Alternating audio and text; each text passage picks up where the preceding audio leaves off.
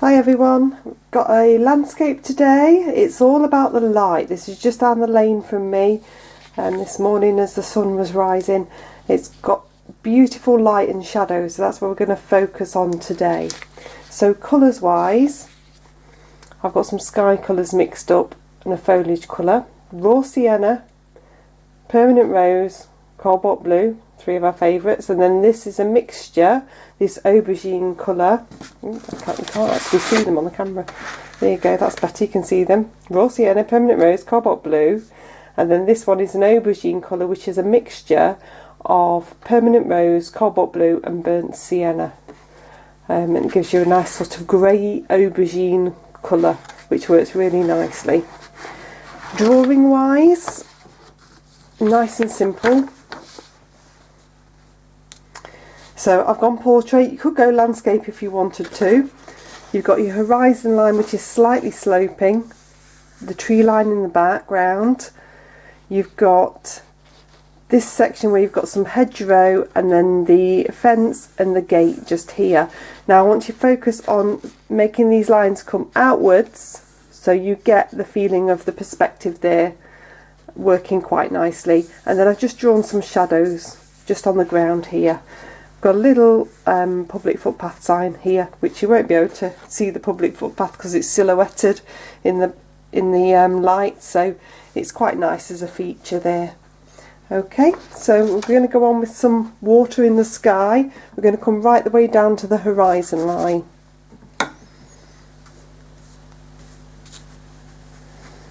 So we're going to capture these trees at the back. I don't want you to worry at all about fences, gates, just go straight over.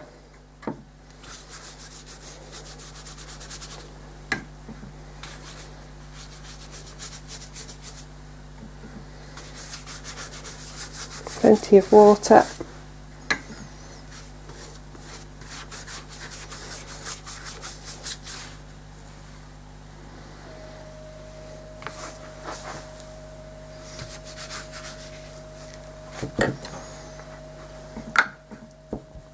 Make sure your brush is nice and clean. I'm going to come in with the raw sienna first of all.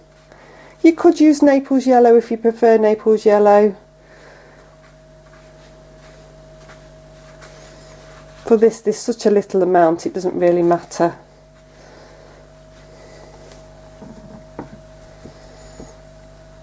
Then I'm going to come on with a tiny touch of rose. Make sure that that's not too strong.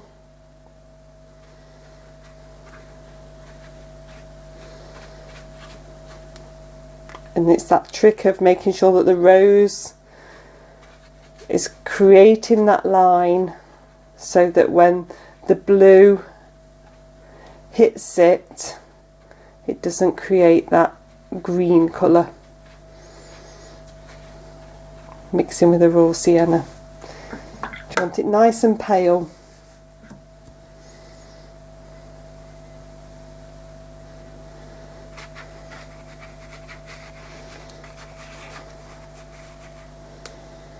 I'm coming in with the blue.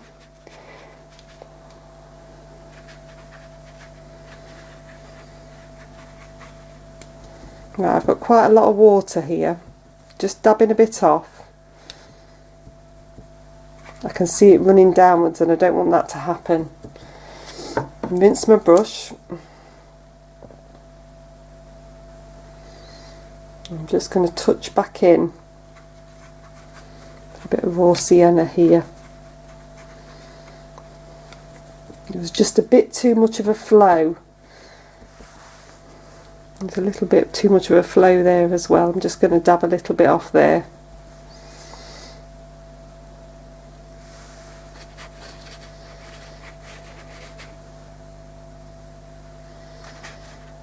Because the colours are so pale, there's quite a lot of water in there.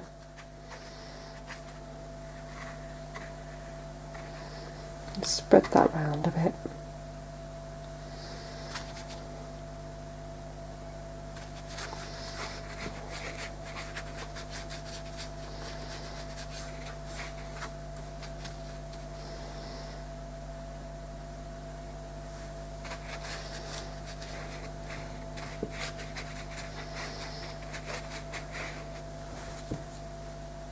Just dab it off my brush again and just coming in just to stop this bit in the middle moving around.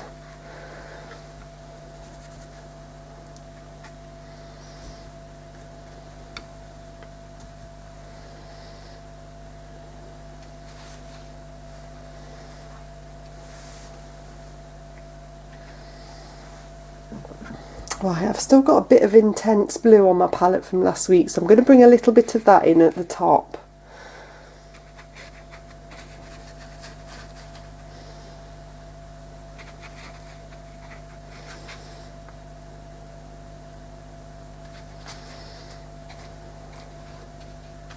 So I've just activated it with a bit of a wet brush. Just move that in at the top, just so that it's got a bit more depth at the top.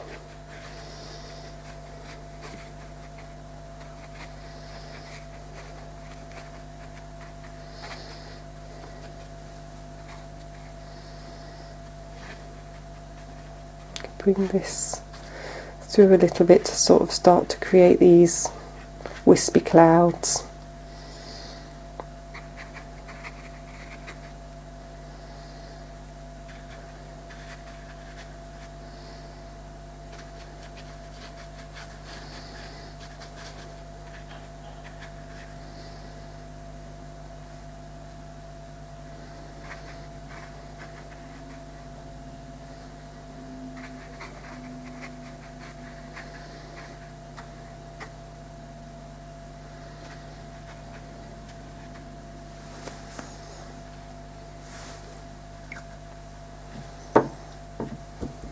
And then I'm just touching back into the rose.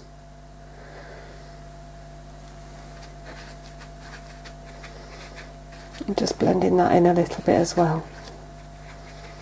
Just a tiny bit. Just in towards this top section.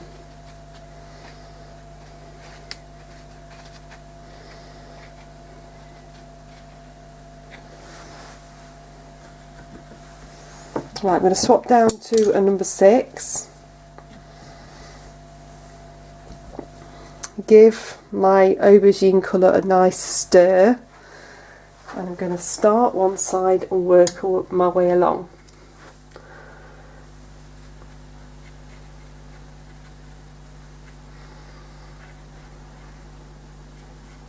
So you want it to spread.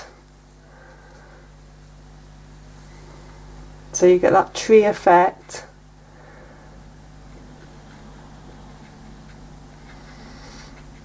Vary the line so it's not all in one place.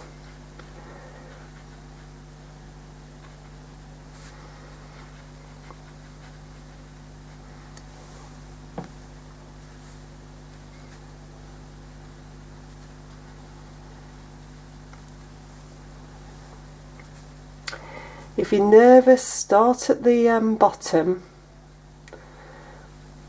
and let it spread, and then you can come back into it.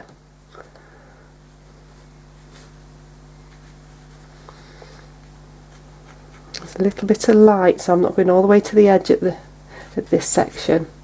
Got too much water here, just lifting a bit off.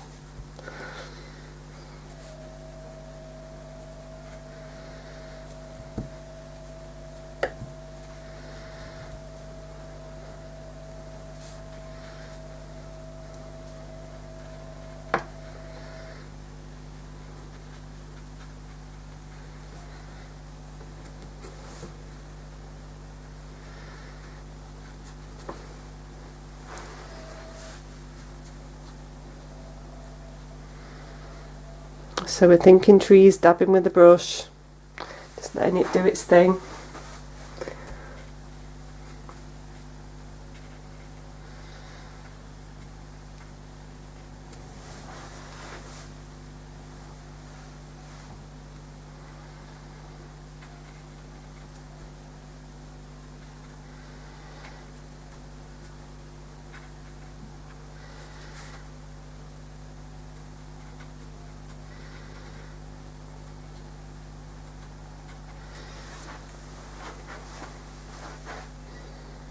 because we've made this lovely mix, what will happen is it will start to granulate on the page and you'll get these natural shadows.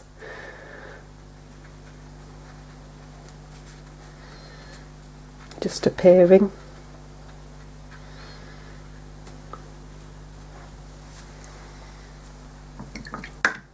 Okay, I'm going to dry that one off.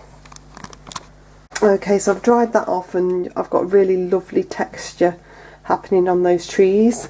It's looking very frosty, which is what I want it to do. Okay, so what I've got now is some Gamboge yellow. So I've still got the cobalt blue ready. I've still got the raw sienna if I want a little bit of that in there as well. And then I've still got that intense blue that's still on my palette from last week, which I'm going to use in this next section. So I just want to get a base on this bottom section to start with. So come over the whole of it.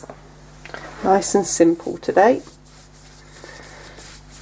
Plenty of water, but not as much as I put on the sky because that was a bit too much. I think it's because it's cold today.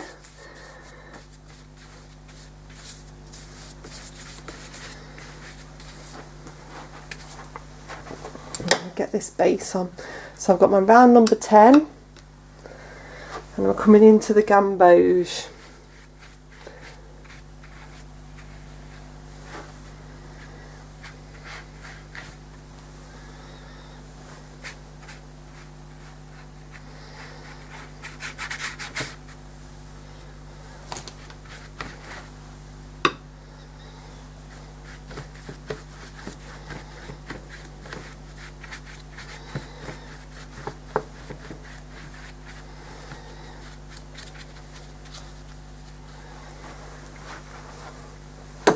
A little rinse off, dab into a little bit of the raw sienna, just going to bring a little bit through at the back,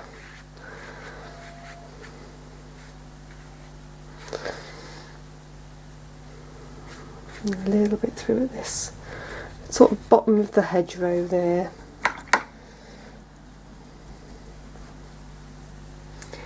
I'm going to touch into the intense blue. Just bring that through in this back section.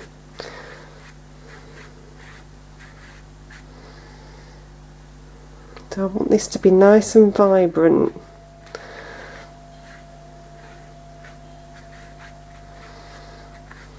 So I'm not going to mix it too much, I'm just going to let it do its thing. Where there's bits of shadow, and let it be a little bit darker. And then I've got some at the bottom of the hedgerow here. I'm going to get in.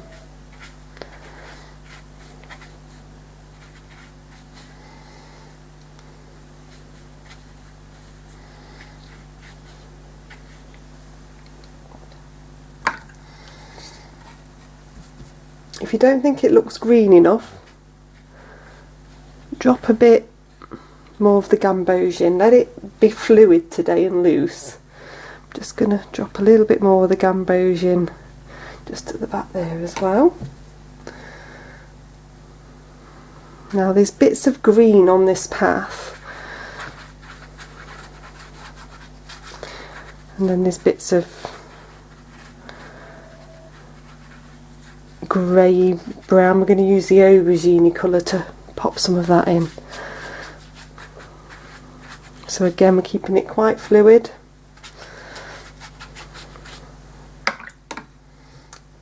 Come back in with the Gamboge. It's quite nice just not letting it mix too much. I'm going to pop in some of this aubergine colour. It'll go a bit browner because it's got the yellow underneath. That's fine. We're just starting to get a really nice base happening here. Nice and fluid.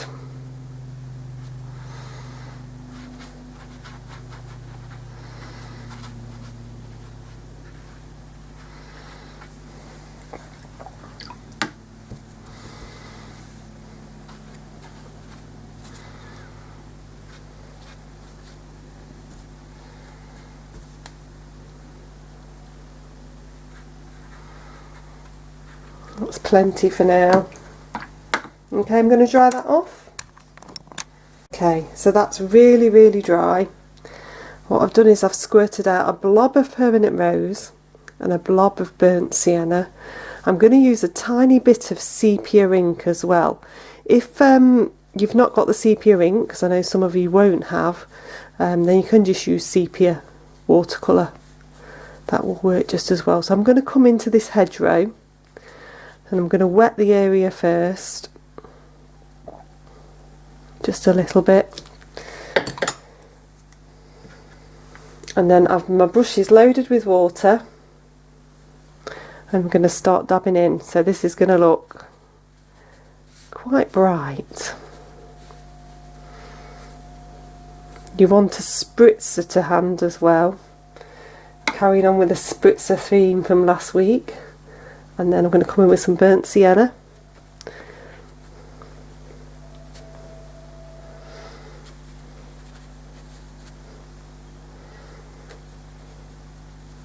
Don't be afraid to overlap a little bit, so you can overlap the background. Coming into the trees. We're going to spritz in a minute and it's going to go and flow anyway. The trick is to make sure you've got plenty on your brush so that it doesn't get that dry edge. And then just making sure that the ink's flowing. I'm going to pop some ink in. I can add more ink later. What I want is for it to start to granulate a little bit. Then what I've got is a knitting needle. Anything sharp will do the job. Not too sharp, but like a pen that hasn't got any ink in would do it. A feather nib. I'm just going to start to pull some of this ink upwards. You can do a bit downwards as well.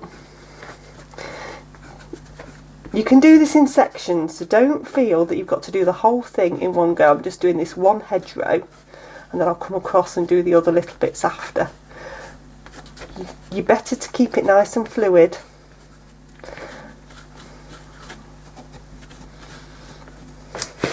So what you should have happening now is granulation from the ink. Moving this around.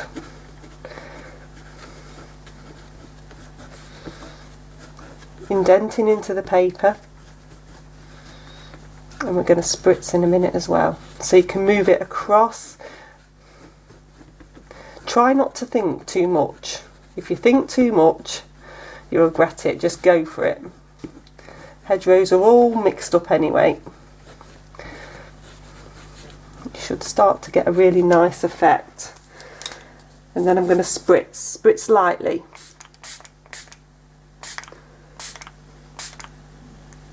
At the bottom, at the top. Just let it do its thing. I might have a few birds in the sky there. Just dab them off a bit. It's one of the hazards. And then you're just watching it. You can add more bits in. You can come in with a bit more ink if you want. You can create a few more lines if you want to pull through. It should really just do its thing. You shouldn't have to do too much to it.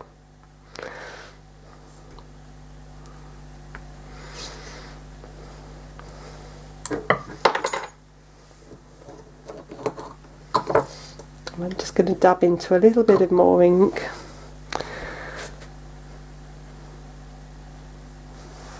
Just add it in places.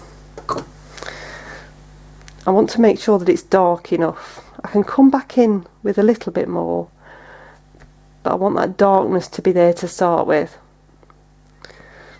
So if I'm just bringing a little bit more ink now, it's going to save me doing too much later.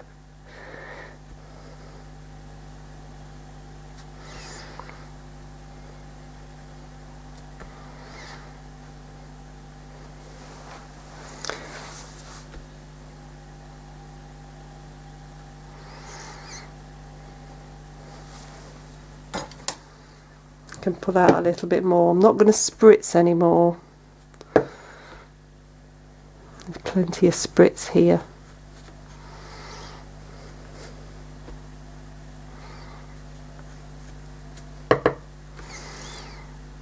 And so it's granulating lovely.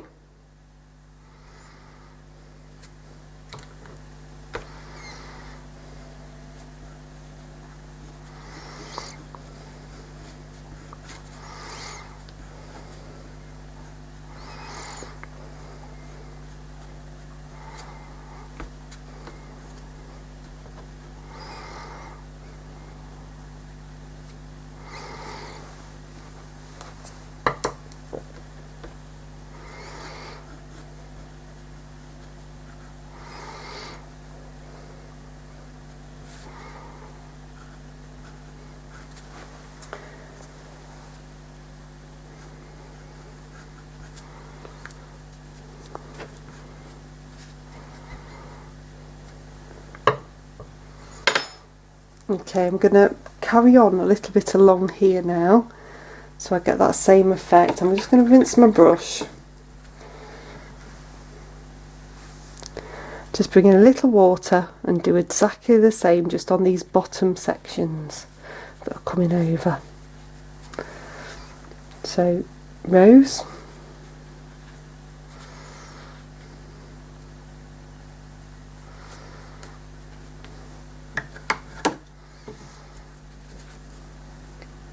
Burnt sienna, sepia, and then pull out and spritz.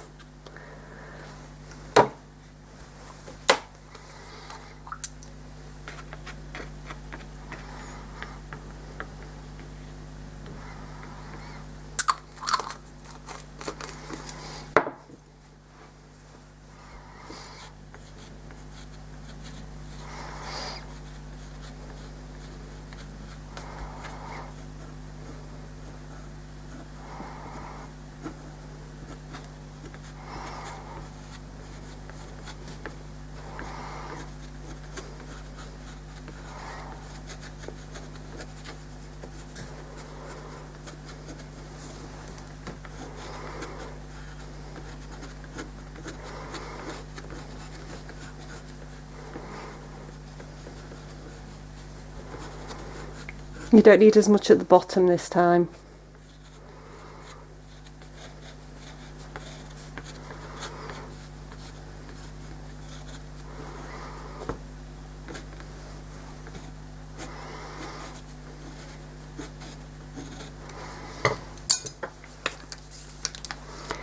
Then spritz. Dried that really well. I've then come on with some intense blue. I'm using my round number 6 and very roughly got the shape of the gate in. Now, you're never going to get it perfect. It's one of those things of the more you try to paint a straight line, the harder it becomes. So just go with it.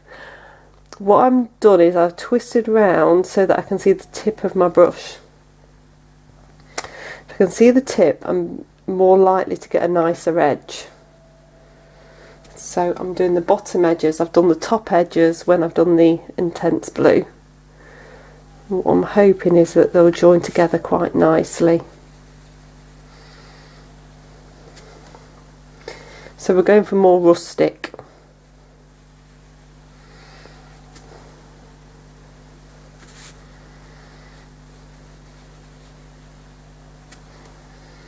The darker you can get this, the better. So you can go over it a couple of times if you want.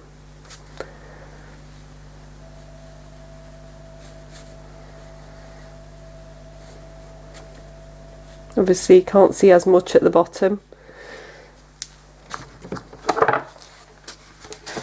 Just keep twizzling round so you can see the tip of your brush, and that should hopefully help get the lines straight. I'm actually going to twizzle this way now.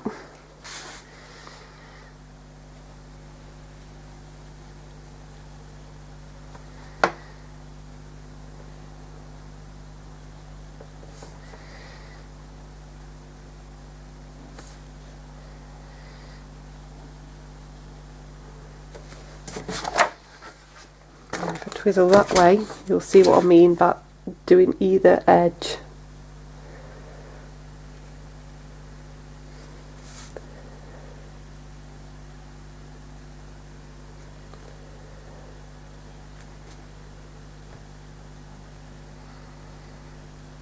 There's like a hint of blue, but you don't have to see blue everywhere.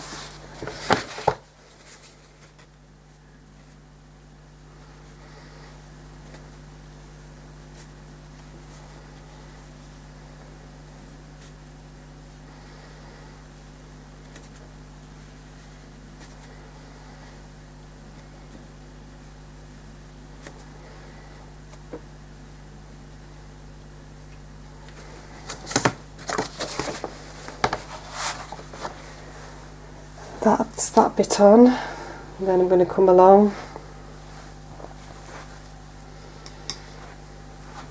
do the same for the fence and the sign.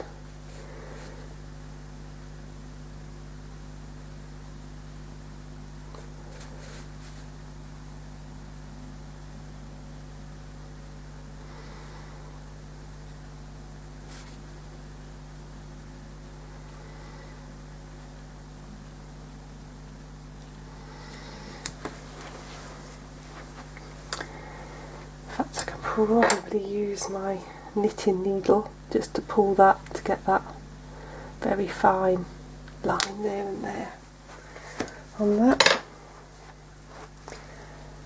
And then I'll do the same with the fence and dry that off. Okay, so I've finished those. I've put this in and the fence in. Dried it really well. Okay, so I'm loading up my brush with Gambo's yellow. We're going to get this sort of green grassy bank in now. Similar technique with the spritzer. You can use a little bit of water if you want. I'm not wholly bothered. I just want to get a nice thick effect on here. So I've got the Gambo's yellow, and then I'm going to come in with a little bit of intense blue, dab that through, and then grab my spritzer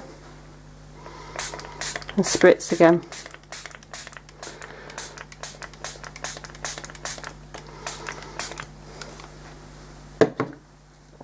So it's nicely running upwards and downwards. Just let it run, but then also play with it a little bit. So I want to get into these sections to make sure that that's nice and dark still. It's all about the dark and the light. So I'm just making sure that I've got that nice dark section happening.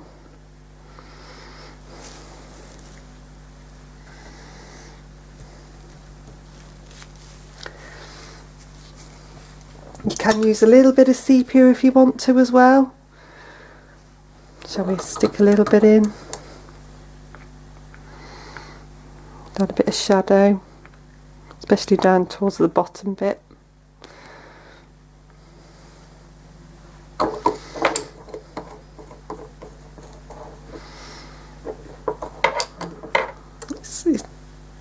It's one of those things where it's doing wonderful things and I just quite like to leave it. But then I also know that I need to blend these together. So again, you can pull through. So this is with the knitting needle again, or anything that's sharp enough to do this. I think some of you have got bamboo skewers from when we've done things like this before. It's just adding a bit of texture.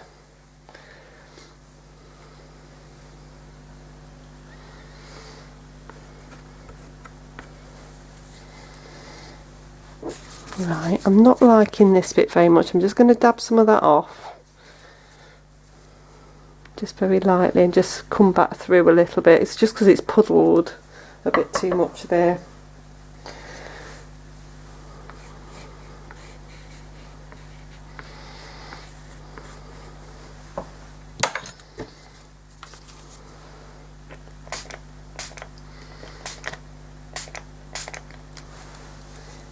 Okay, so that's looking really nice. Okay, I'm going to dry that off and then we'll come in on the pathway.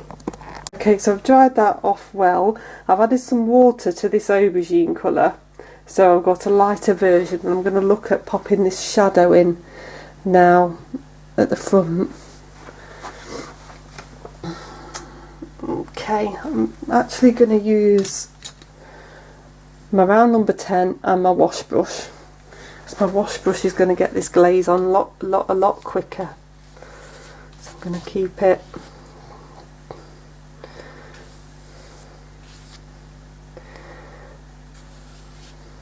so I get these nice sections of light.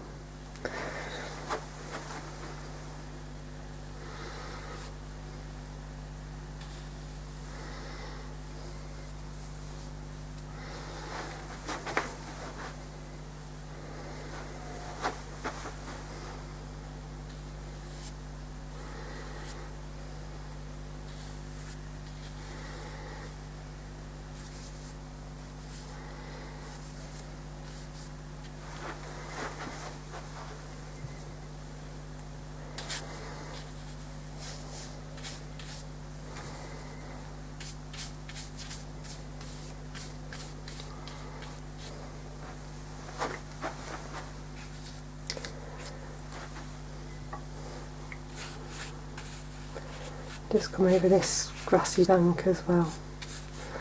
So it's all this glaze is adding and just an extra bit of depth and giving that light effect that we want.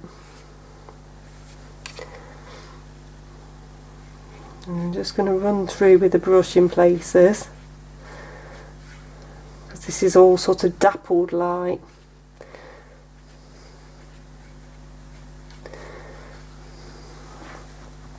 It's not too uniform.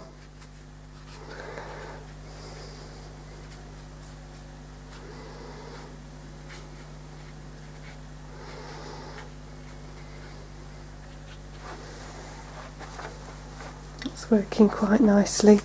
Just going to give a little spritz. Okay, I'm going to dry that off. Okay, so I've dried that really well. I just put a couple of little bits of shadow in that same colour, just there and there. And then I've dried it really well. It looks really nice.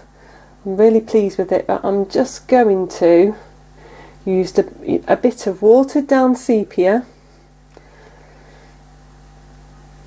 just to create an extra bit of shadow. So the shadow that I'm thinking about is the shadow really from the gate and gate post, because I think it would be really nice to show that a little bit more. So if I come on and just loosely paint in a shadow.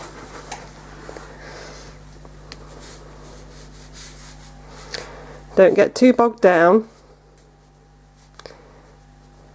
Keep it at that.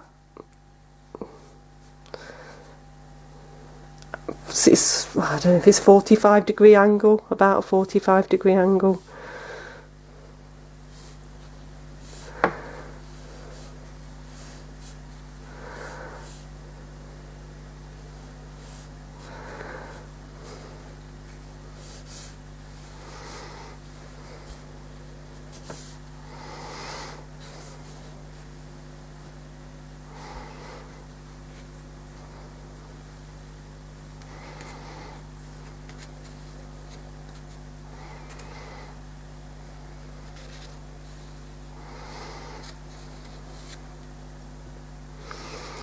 Doesn't have to be too precise, especially if the ground's quite rough, so don't get too bogged down with trying to get it too precise a shadow. As long as there's a shadow there, it will work and it's not wildly off.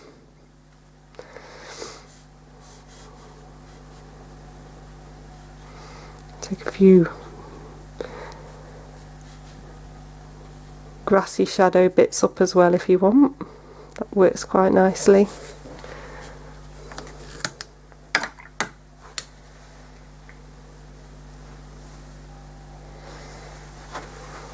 I'll do a little bit of one of the post there as well.